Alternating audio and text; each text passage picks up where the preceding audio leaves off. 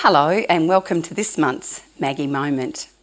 We get lots of messages from frustrated, anxious, crabby and stressed parents about what do we do with out-of-control toddlers who are doing all those sorts of behaviours that we think make us look like terrible parents. So we're looking at the biting, the pushing, the knocking over of things and the hitting of other children. And we need to remember that toddlers don't have a prefrontal cortex. So the very first thing is this is actually quite normal in toddler land, any time from the time they walk till they're around 4 or 3.5 to 4.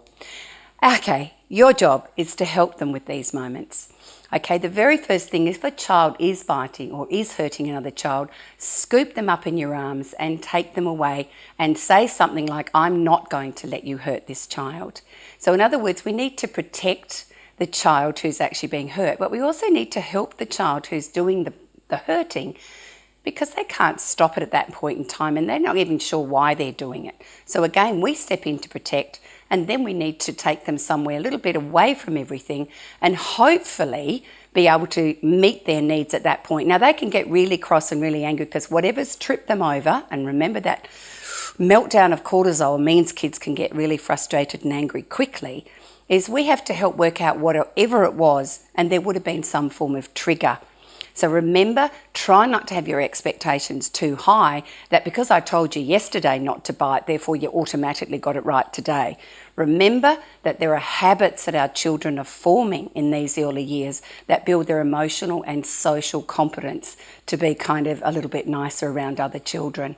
So again, once you've got them away, I'd really try to listen to them and see if you can help them explain what they were trying to do underneath that.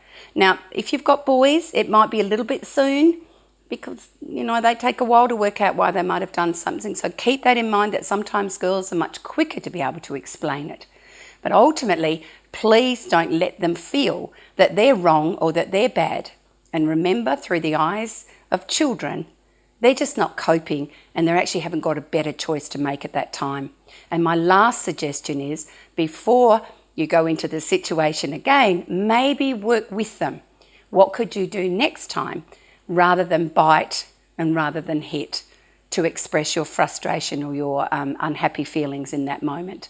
So remember, it is pretty normal for lots of kids, and then an important thing is to support them, protect the children in the moment, and know that you're going to work a better habit on how to behave in those situations. I hope that's given you some thoughts, and if it's helpful for you, maybe you might share that, or if you've got another suggestion that might help, please give us another suggestion, because this is actually what we want. We want good ideas from all of you out there who are living in toddler land to help everyone else who's in toddler land. And that's all for today.